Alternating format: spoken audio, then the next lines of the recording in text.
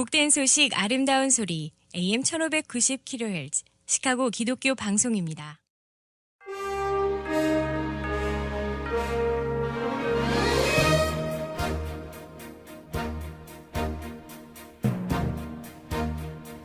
청취자 여러분 안녕하십니까? 3월 1일 수요일 KCBS 헤드라인 뉴스입니다.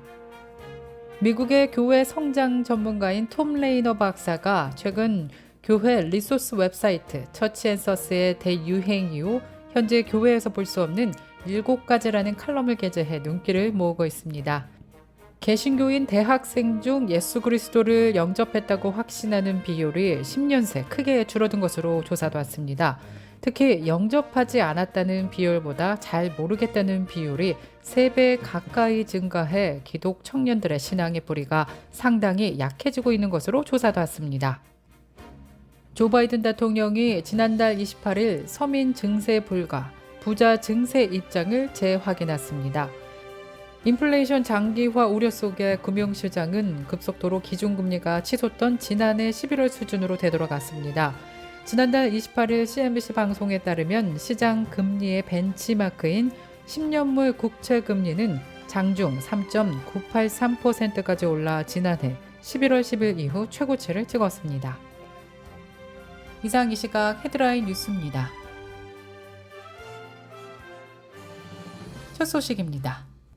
미국의 교회 성장 전문가인 톰 레이너 박사가 최근 교회 리소스 웹사이트 처치앤서스의 대유행 이후 현재 교회에서 볼 수 없는 7가지라는 칼럼을 게재해 눈길을 모으고 있습니다. 처치앤서스가 조사한 코로나 대유행 이후 달라진 교회의 7가지를 짧게 소개합니다. 먼저 첫 번째, 온라인 출석률이 급격히 감소했다로 나타났습니다. 두 번째, 전도에 대한 관심이 늘고 있다.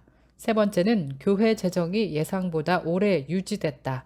네 번째, 전임 교회 직원 수가 예상보다 빠르게 감소했다. 다섯 번째는 교회 활성화는 예상보다 훨씬 빠른 속도로 규율과 실천으로 자리매김했다. 여섯 번째는 유지 및 보수 지연이 교회의 입양을 방해하고 있다. 마지막으로 일곱 번째는 대부분의 교회 청빙위원회가 여전히 목회자를 찾고 있다로 조사도 왔습니다. 개신교인 대학생 중 예수 그리스도를 영접했다고 확신하는 비율이 10년 새 크게 줄어든 것으로 조사도 왔습니다. 특히 영접하지 않았다는 비율보다 잘 모르겠다는 비율이 3배 가까이 증가해 기독 청년들의 신앙의 뿌리가 상당히 약해지고 있는 것으로 조사도 왔습니다. 학원 복음화 협의회가 지난해 8월부터 14일간 대학생들을 대상으로 설문조사한 결과 최근 목회 데이터 연구소가 분석해 발표했는데요.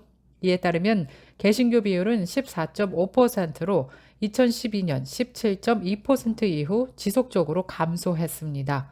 카톨릭과 불교인의 수도 크게 감소하고 있으며 무종교인의 비율은 지속적으로 증가하고 있는 것으로 조사도 왔습니다. 향후 믿고 싶은 종교에 대해 개신교는 2017년 35%에서 2022년 21%로 감소한 반면 불교는 26%에서 46%로 크게 증가했습니다. 대학생 사이 개신교 이미지와 신뢰도의 하락을 보여주는 데이터인데요.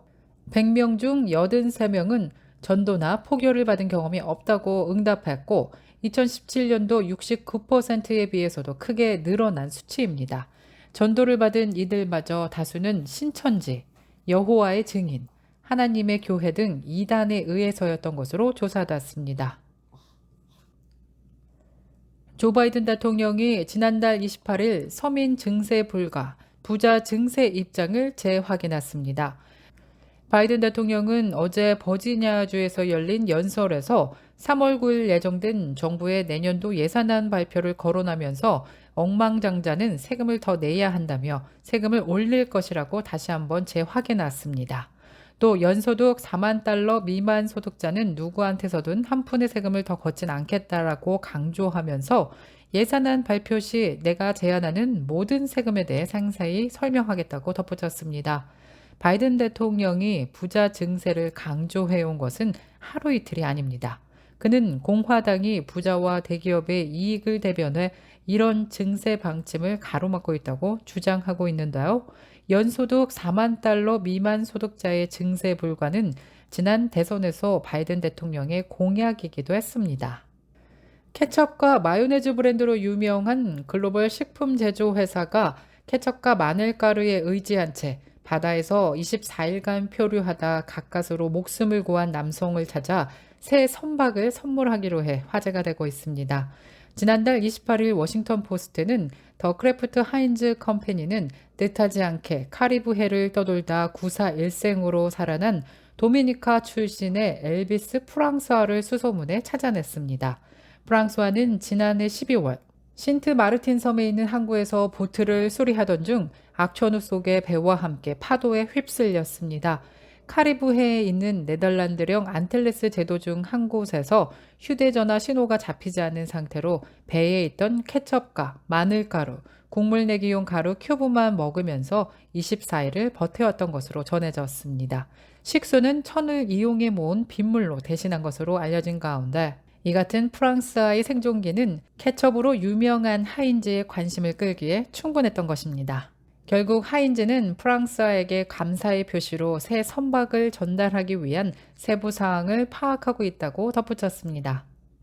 인플레이션 장기화 우려 속에 금융시장은 급속도로 기준금리가 치솟던 지난해 11월 수준으로 되돌아갔습니다.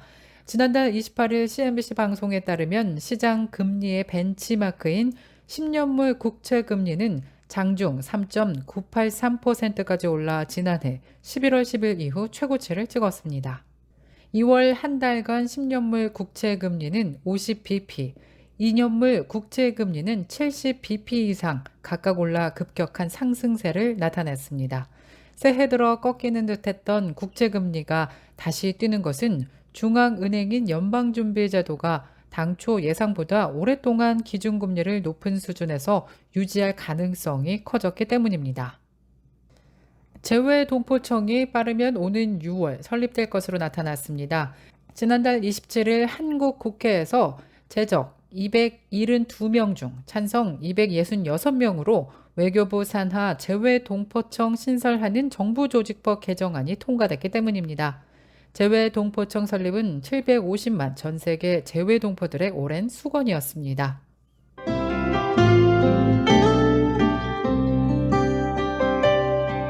끝으로 날씨입니다. 수요일인 오늘은 하루 종일 맑고 화창한 날씨에 이어지겠습니다.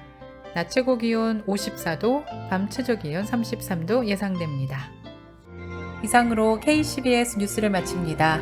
지금까지 KCBS 뉴스 유정임이었습니다. 청취해주신 여러분 고맙습니다.